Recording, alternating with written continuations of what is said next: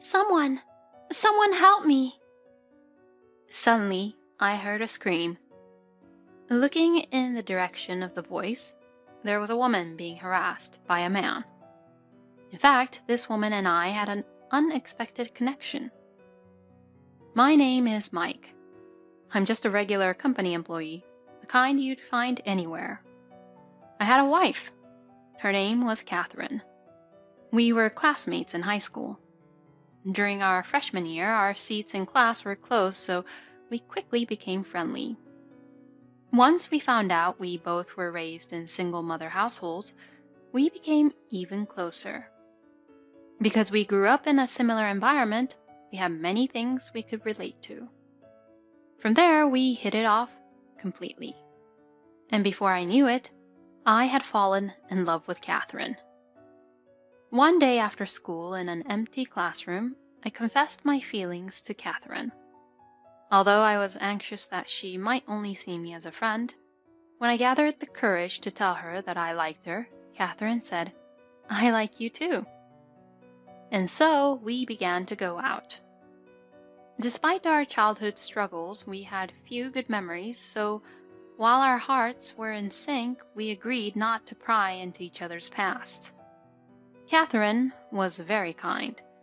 When I was struggling to improve my score on exams before getting into a university, she encouraged me by saying, "It's just practice. Don't worry too much. As long as you don't make the same mistake in the future, you're fine." Even though Catherine was surely having a hard time with her exams, she always worried about me. Thanks to Catherine's support, I was able to get into my first choice university. Our relationship continued, even after we became university students. We were worried about whether we could repay our student loans in the future, and there were also classes where we struggled to earn credits. But every single time, we would help each other, and we managed to graduate from university. Then, in our third year of working as adults, we finally got married. Although we didn't have any kids, we continued to be a happy couple, living our days blissfully. The meals Catherine prepared for dinner seemed to have suddenly improved since we got married. Enjoying the delicious dinner and sharing what happened on our days were always enjoyable. We often went cycling together on holidays. Even though I hated working out, Catherine invited me and I found it surprisingly fun, and we would bike to unknown places on holidays. If we found a diner or a restaurant we were interested in during our cycling trip, we would eat there, and we enjoyed shopping at interesting stores. Getting lost, arguing while searching for the road with a map on our smartphones, looking back, even that is a good memory for me. I wished for these happy days to continue.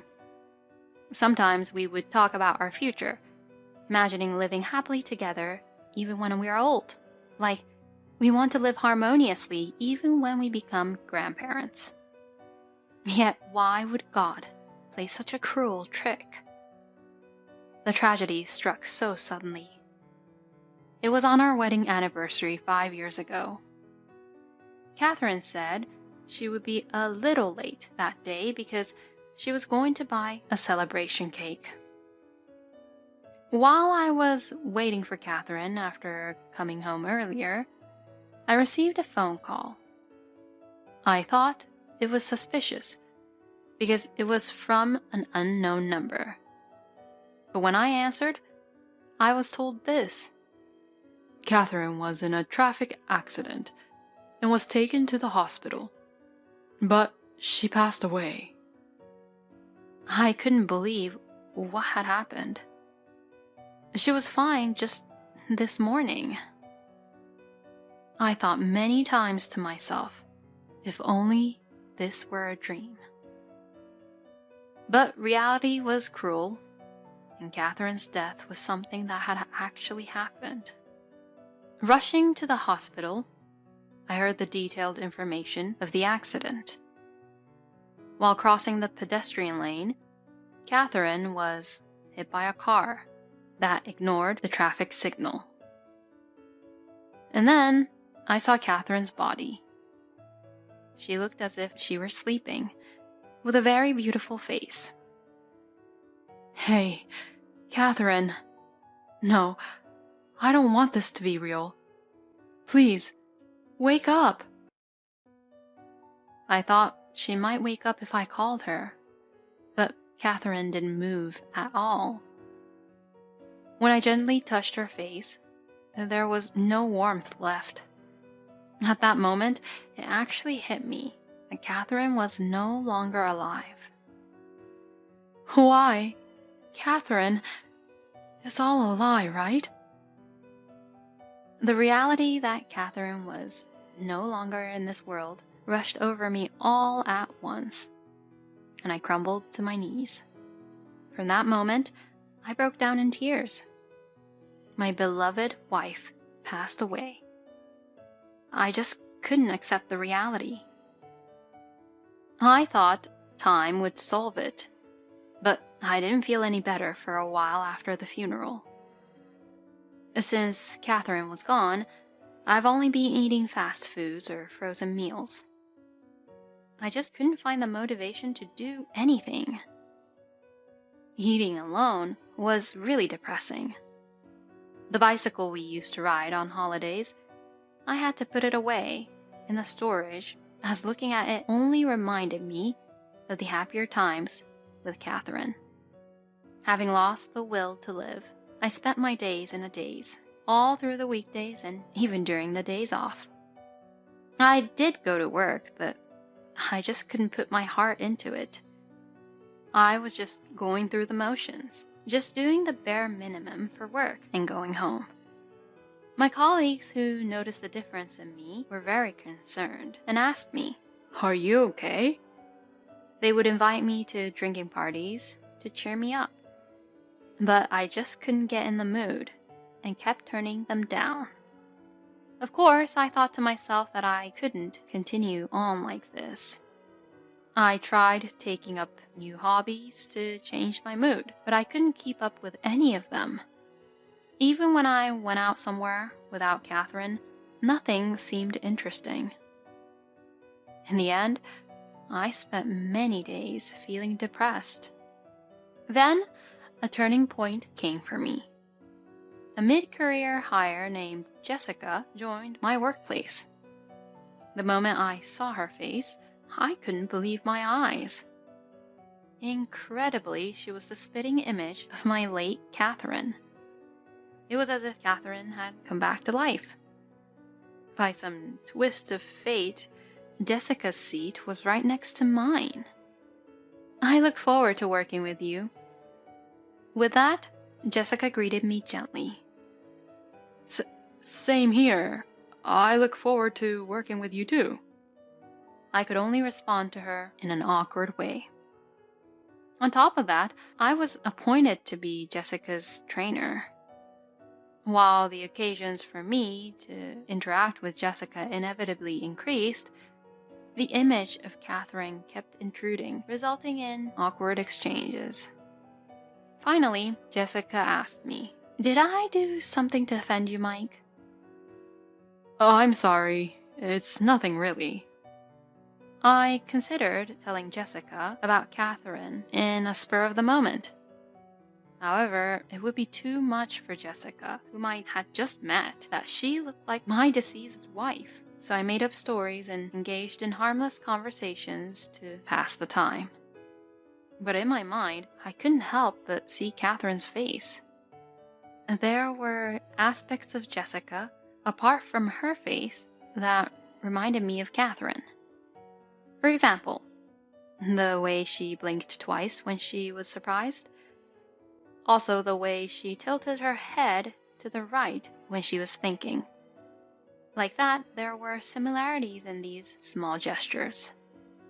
On the other hand, Jessica, who noticed me feeling somewhat down, spoke to me kindly. "If you're not feeling well, I can handle the rest of the work, so don't hesitate to leave early." I was comforted by Jessica's kindness, who was just concerned about my well-being. This too was similar to Catherine. In fact, there were so many similarities that I couldn't believe she was someone else. Unable to believe that she was unrelated to Catherine, I was driven by the urge to ask about her. But, given the nature of the matter, I couldn't find the right timing to bring it up, and time just kept passing. About a month after Jessica joined, our department decided to hold a social gathering, which also served as a welcome party for Jessica. As Jessica's trainer, I was assigned to organize it. I had to decide on the venue and plan out the schedule. Most importantly, I had to make sure that the star of the show, Jessica, would enjoy it. As I was thinking about this, I naturally found myself wondering, what kind of welcome party would Catherine like?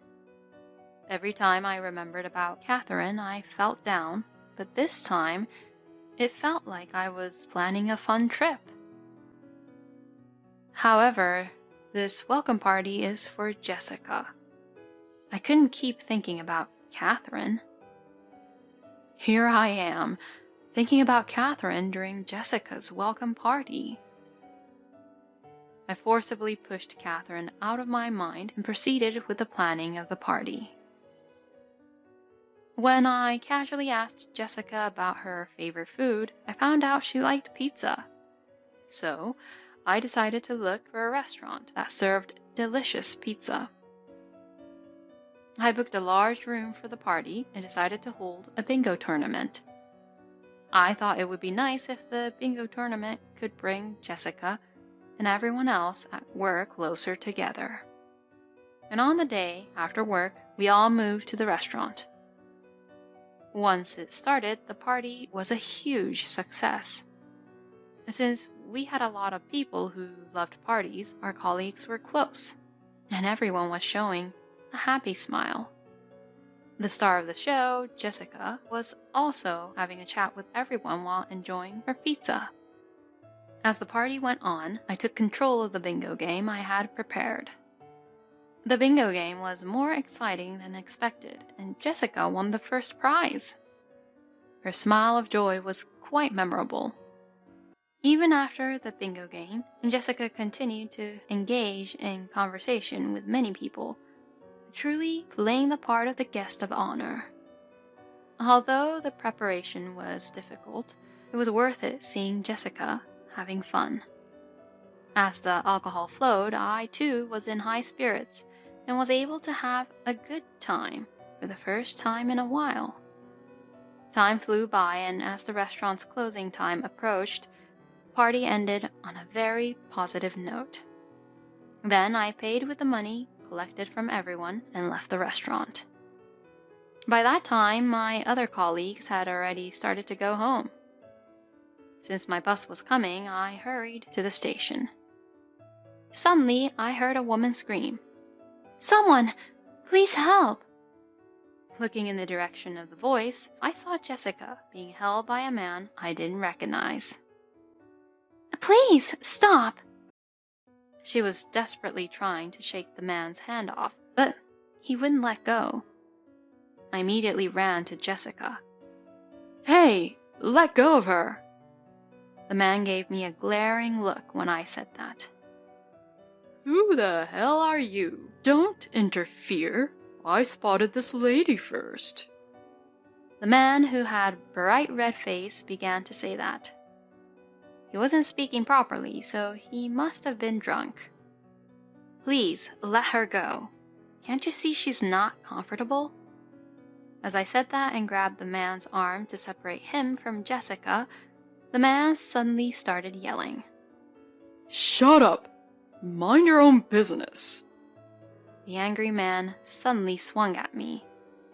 At the last moment, I was able to block his punch. "Violence is not the answer. I'm calling the police."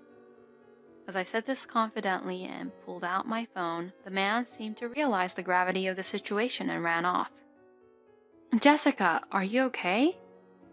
Upon hearing that, Jessica looked at me with a worried expression. "I'm fine. But what about you, Mike? You blocked that punch with your bare hands, didn't you? Does it hurt?" "It was a punch from a drunk man, so it wasn't that strong. I'm okay." As I said that, I showed Jessica the palm of my hand. It really didn't hurt that much. Jessica, who looked relieved, thanked me. I'm so glad. Thank you for helping me out. Helping someone in need is a given. I'm glad you're okay, Jessica, I replied with a smile. Jessica, are you going home by bus? This road is dark and dangerous, and those types of guys could show up again.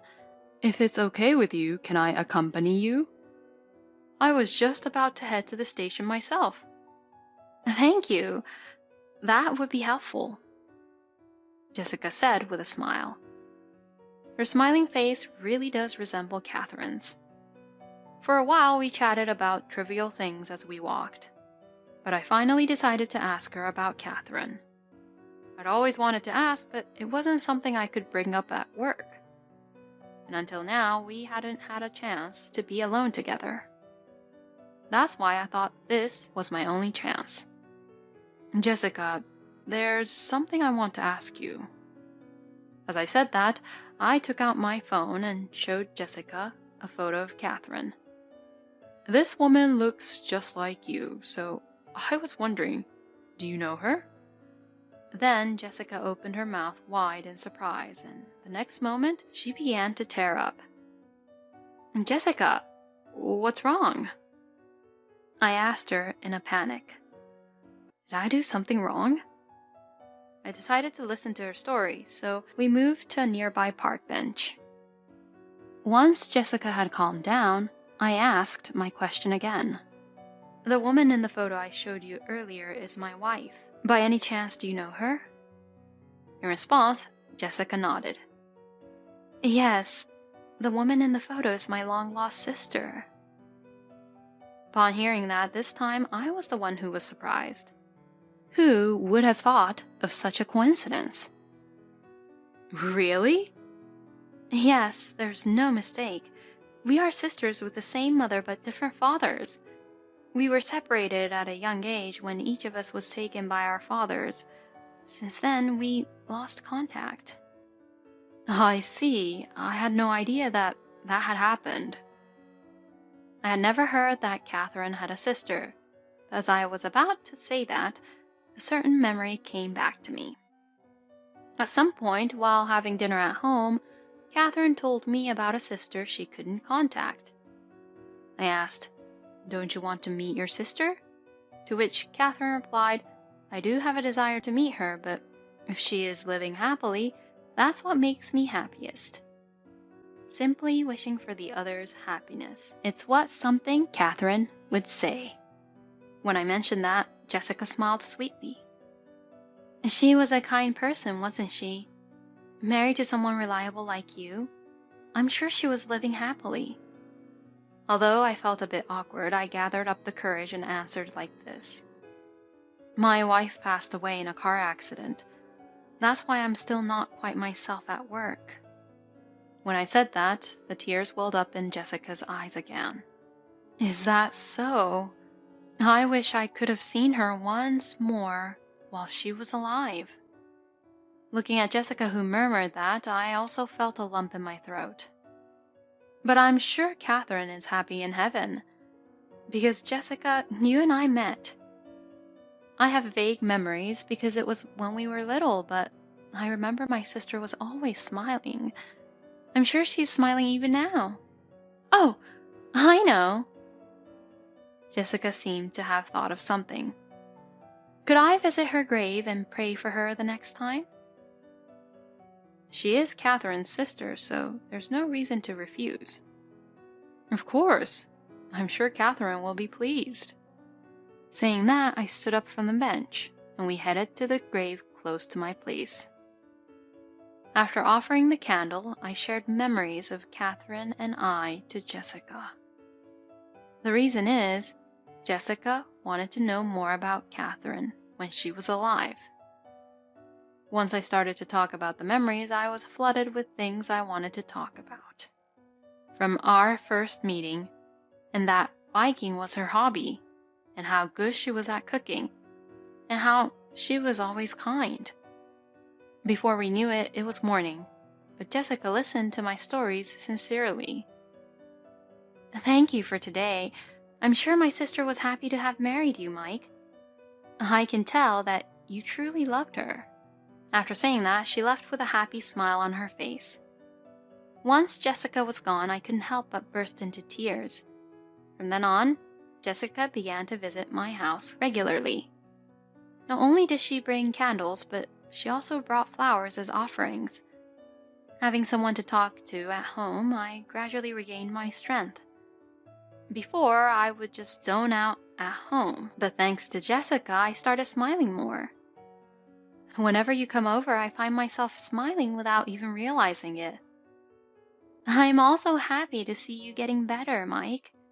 I'm sure my sister would want to see you smile too. Jessica told me that. Hearing those words, I felt as if a huge weight had been lifted off my shoulders. Our interaction continued even after that. Like Catherine, Jessica also seemed to enjoy physical activities on her days off.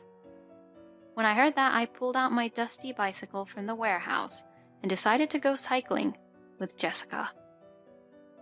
The exercise was a bit much for me after such a long time, but I felt refreshed, realizing how enjoyable cycling could be.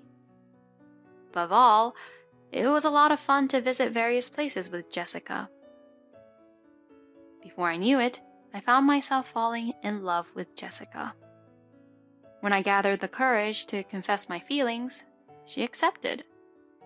Jessica had been interested in me since the time I saved her from the drunk man. At first, she was being formal with me since I was her trainer, but we gradually got closer. And our relationship continued, and I finally decided to propose. I chose a lookout spot with a beautiful night view, a place that she loved. Jessica, will you marry me? And Jessica accepted the ring I offered her. I'm looking forward to our future together. And so, we decided to become a husband and wife. We went to report our marriage to Catherine. It was a sunny holiday, a warm afternoon with the sunset. Catherine, how are you? We've decided to get married. Please watch over us from heaven. And the two of us joined hands in front of Catherine's grave. Then something strange happened. I felt as if Catherine was saying, "Congratulations on your marriage." So I responded in my mind with a thank you. Then we left the grave, imagining the life that was about to begin for the two of us.